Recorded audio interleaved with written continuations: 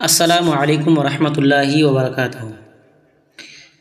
প্রিয় ইসলামী দিনী ভাই ও বোনেরা, আজকে এই ভিডিও দ্বারা আলোচনা করব যে ইসলামে স্বামী স্ত্রী কীরকম মিল মোহাব্বতে থাকা উচিত, স্বামী স্ত্রীর কেমন জীবনযাপন করা উচিত বা কেমন তাদের সময় কাটানো উচিত। তো আসুন ভিডিওকে লম্বা না করে কথা শুরু করি। ইসলামে স্বামী স্ত্রীর সম্পর্ক অত্যন্ত পবিত্র ও মধুর। স্বামী স্ত্রী একে অপরের প্রতি মধুর ভালোবাসা সংসারে এনে দেয় সুখের ঠিকানা। উত্তম স্ত্রী আর উত্তম স্বামী দুনিয়া ও আখিরাতেও তারা সফল কাম। রাসূলুল্লাহ সাল্লাল্লাহু আলাইহি ওয়াসাল্লাম স্ত্রীদেরকে অনেক ভালোবাসতেন। ভালোবাসায় ছিল না কোনো মিথ্যা, ছিল না কোনো বেহায়াপনা, না ছিল কোনো অশ্লীল কিছু কাজ। ভালোবাসা ছিল পবিত্র, যা আমাদের জন্য আদর্শ।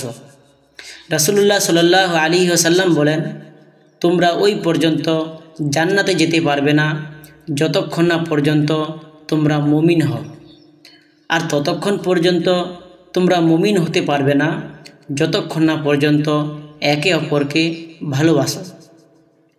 স্বামী স্ত্রীর মধুর সম্পর্ক বিষয়ে কিছু হাদিস। স্ত্রীর সাথে একই সাথে গোসল করা হচ্ছে সুন্নত। আয়েশা রাদিয়াল্লাহু তাআলা আনহুর সাথে এবং কখনো হযরত মাইমুনা রাদিয়াল্লাহু তাআলা আনহুর সাথে রাসূলুল্লাহ সাল্লাল্লাহু আলাইহি ওয়াসাল্লাম পবিত্রতার গোসল করতেন। স্ত্রীর ব্যবহার করা মিসওয়াক দিয়ে মিসওয়াক করা হচ্ছে সুন্নত।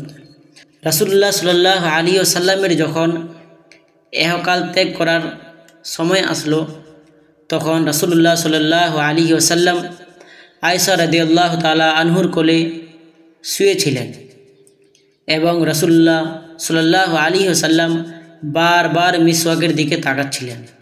কিন্তু রাসূলুল্লাহ সাল্লাল্লাহু আলাইহি ওয়াসাল্লাম এতটাই অসুস্থ ছিলেন যে মিসওয়াক চিবোতে পারতেন না। তাই হযরতে আয়েশা রাদিয়াল্লাহু তাআলা আনহু মিসওয়াক চিবিয়ে দেন এবং রাসূলুল্লাহ সাল্লাল্লাহু আলাইহি ওয়াসাল্লাম ওই মিসওয়াক দিয়ে মিসওয়াক করেন। হাদিসে এভাবে লালা একত্রিত হওয়ার কথা উল্লেখ রয়েছে। স্ত্রীর প্রশংসা করা সুন্নত।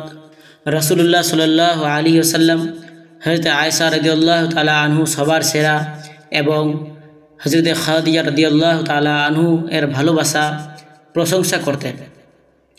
স্ত্রীর সাথে খেলায় প্রতিযোগিতা করা সুন্নত।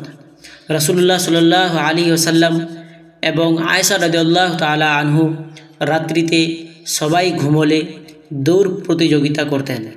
স্ত্রীর মুখের খাবার খাওয়া সুন্নত। হযরতে আয়েশা রাদিয়াল্লাহু তাআলা আনহুর হাড়যুক্ত গোশত খাওয়ার পর রাসূলুল্লাহ সাল্লাল্লাহু আলাইহি ওয়াসাল্লাম আয়েশা রাদিয়াল্লাহু তাআলা আনহুর খাওয়া হাড় চুষে খেতেন। স্ত্রীকে নিয়ে ঘুরতে যাওয়া বা সফরে যাওয়া সুন্নত। স্ত্রীদের সফরে নিয়ে যেতে রাসূলুল্লাহ সাল্লাল্লাহু আলাইহি ওয়াসাল্লাম লটারি করতেন। যার নাম আসতো তাকে নিয়ে ঘুরতে যেতেন। শাওয়াল মাসে বিবাহ করা সুন্নত। স্ত্রীকে সুন্দর নামে ডাকা সুন্নত। রাসূলুল্লাহ সাল্লাল্লাহু আলাইহি ওয়াসাল্লাম আয়েশা রাদিয়াল্লাহু তাআলা আনহুকে হুমায়রা বলে ডাকতেন। স্ত্রীকে কখনো মারধর না করা সুন্নত। রাসূলুল্লাহ সাল্লাল্লাহু আলাইহি ওয়াসাল্লাম কারো উপর প্রতিশোধ নিতেন না এবং স্ত্রীদেরও মারধর করতেন না। স্ত্রীর কোলে মাথা রেখে কোরআন তেলাওয়াত করা সুন্নত। স্ত্রীর কাজকর্মে সহযোগিতা করা সুন্নত।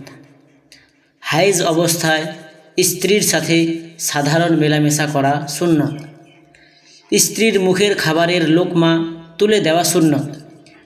আয়েশা রাদিয়াল্লাহু তাআলা আনহু বলেন, স্ত্রীকে খাবার খাইয়ে দিলে তা সদকা হিসাবে কবুল হয় এবং তার প্রতিদান রয়েছে। স্ত্রীর রাগ, অভিমান এবং মন বোঝার চেষ্টা করা সুন্নত। রাসূলুল্লাহ সাল্লাল্লাহু আলাইহি ওয়াসাল্লাম বলেন, আয়েশা, তুমি আমার উপরে রেগে থাকলে আমি বুঝতে পারি। আয়েশা রাদিয়াল্লাহু তাআলা আনহু বলেন, হে আল্লাহর রাসূল, আপনি কিভাবে বুঝেন? রাসূলুল্লাহ সাল্লাল্লাহু আলাইহি ওয়াসাল্লাম বলেন, তুমি যখন আমার উপরে রেগে থাকো তখন বলো, হে ইব্রাহিমের খোদা, আল্লাহকে তুমি এভাবে ডাকো।